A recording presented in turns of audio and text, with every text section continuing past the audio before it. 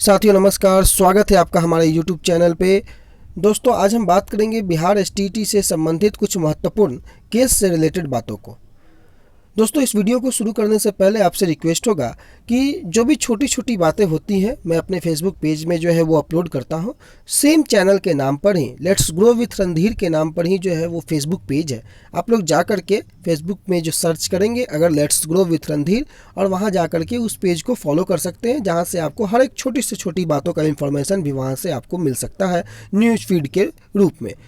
Video तो जो है वो हमेशा आते ही रहता है, लेकिन अगर आप फेसबुक पेज को भी आप अगर फॉलो कर लेते हैं तो वहाँ से आपको हर छोटी बड़ी जो है इन्फॉर्मेशन मिलती रहेगी। अब हम बात करते हैं दोस्तों बिहार एसटीटी से संबंधित जो दो महत्वपूर्ण केसेस की सुनवाई जो कल होने वाली है।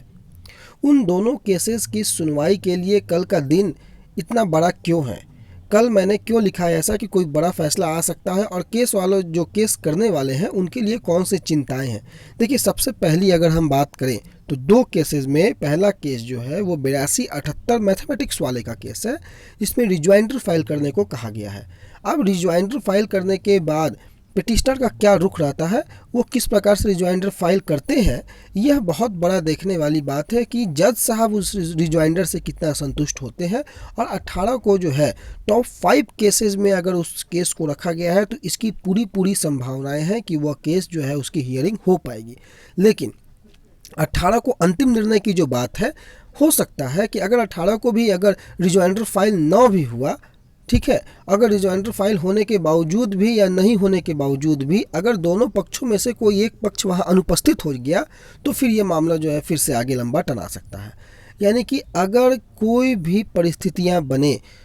तो भी दोनों पक्षों का उपस्थित होना वहां पर अति आवश्यक है, ताकि सुनवाई की प्रक्रिया हो सके, जो डेट है वो आगे एक्सटेंड ना हो। हम उम्मीद करेंगे कि दोनों पक्षों में से सारे दोनों पक्षों के जो वकील हैं, चाहे वो हमारे एजी साहब हैं, चाहे आपको मैथमेटिक्स पक्ष वालों के जो वकील हैं, दोनों वकील साहब उपस्थित रहेंगे। जज साहब के दिशा निर्देश पर जो भी कार्यकलाप कोर्ट का होना है वो 8278 वाले केस में होगा, और कोई ना कोई जो महत्वपूर्ण फैसला निकल करके आएगा, ऐसे हमारी उम्मीद है।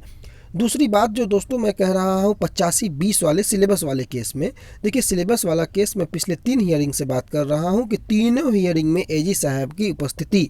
वहाँ पर है, और कहीं ना कहीं किसी दूसरे कारण से, या तो कभी वकील साहब जो पिटिशनर के हैं वो नहीं आ पाए, समय का उनके पास अभाव था, या तो फिर पिछले सुनवाई में जब सारी परिस्थितियां सही थी, 1 नंबर पे केस लिस्टेड भी था, तो जज साहब जो है वो जज साहब की जो संवैधानिक पीठ बैठी हुई थी, जज साहब उसमें व्यस्त होने के कारण वो सुनवाई नहीं हो पाई। परंतु कल का जो डेट है, कल के डेट में उम्मीद हम यही करेंगे कि कल 85-20 वाला जो केस है उसकी भी सुनवाई पूर्ण कर ली जाए, क्योंकि मेरा जहां तक मानना है कि सिलेबस वाला मुद्दा को लेकर के मैंने आपको लास्ट वीडियो में भी यह बात मेंशन की थी कि कई ऐसी परीक्षाएं हैं, चाहे वो यूपी की हो, झारखंड की हो, या नेशनल लेवल की भी कई ऐसी परीक्षाएं हैं जिसमें सिलेबस को विस्तारित रूप में व्याख्या नहीं की गई है, केवल और केवल उसका एक आधार दे दिया गया है। दूसरी महत्वपूर्ण बात दोस्तों कि ग्रेजुएट लेवल अगर एग्जामिनेशन है तो आप देखें कि 2 केसेस चल रहा है।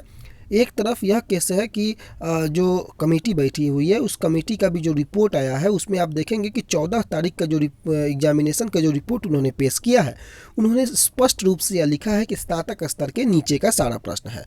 तो कहीं ना कहीं मुझे जहाँ तक लगता है कि बोर्ड अपने काउंटर में इस चीज़ का ज़बरदस्त जो जवाब दिया है, कोर्ट उस काउंटर से कितना संतुष्ट होता है यह तो कोर्ट के ऊपर डिपेंड करता है। लेकिन मेरा जो अनुभव है, मेरी जो आधार और अनुमान जो है, मेरे अनुमान से यह सिलेबस वाला जो मुद्दा है,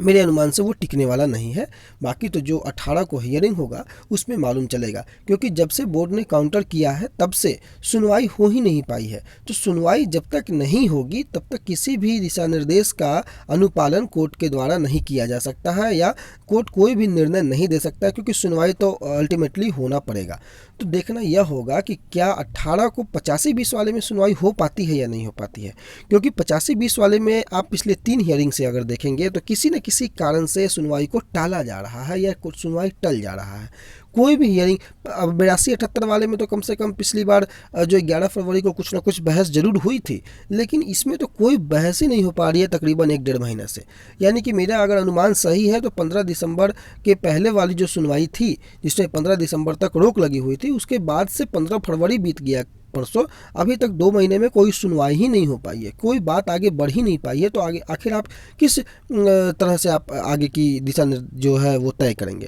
तो 85-20 वाले में जो बहुत महत्वपूर्ण है कि कम से कम इसकी सुनवाई हो, क्योंकि यह केस, हालांकि इस केस में मेरे अनुसार उतना दम नहीं है, लेकिन फिर भी जब तक सुनवाई नहीं होगी तब तक आपका समय जो है वो अल्टीमेटली किल होगा और जहाँ तक जो आम अभ्यर्थी है वो परेशान होंगे। तो ये 2 महत्वपूर्ण केसेस कल पटना हाई कोर्ट में है, देखना बहुत अहम होगा कि क्या कुछ निकल करके आता है, और नज़र बना करके रखेंगे दोनों केसेस में क्या उसकी काउज लिस्ट है, कितने बजे वो शेड्यूल तय होता है। इन सब को लेकर के भी हम लोग बहुत जल्द अपडेट करेंगे। दोस्तों, आप लोगों का बहुत बहुत धन्यवाद कि आप लोगों ने वीडियो को अंत तक देखा, और अगर कोई चैनल पर नए होंगे तो सब्सक्राइब कर लेंगे, और चाहे तो आप फेसबुक पेज को भी फॉलो कर सकते हैं जो मैंने बताया, लेट्स ग्रो विथ रणधीर के नाम से, ताकि कोई भी छोटी बड़ी अपडेट जो है वो आप तक मिलती रहे। फिलहाल के लिए इतना ही दोस्तों, आगे जैसा भी कोई अपडेट होगा आप तक पहुंचाने का प्रयास करेंगे। तब तक के लिए बहुत बहुत धन्यवाद।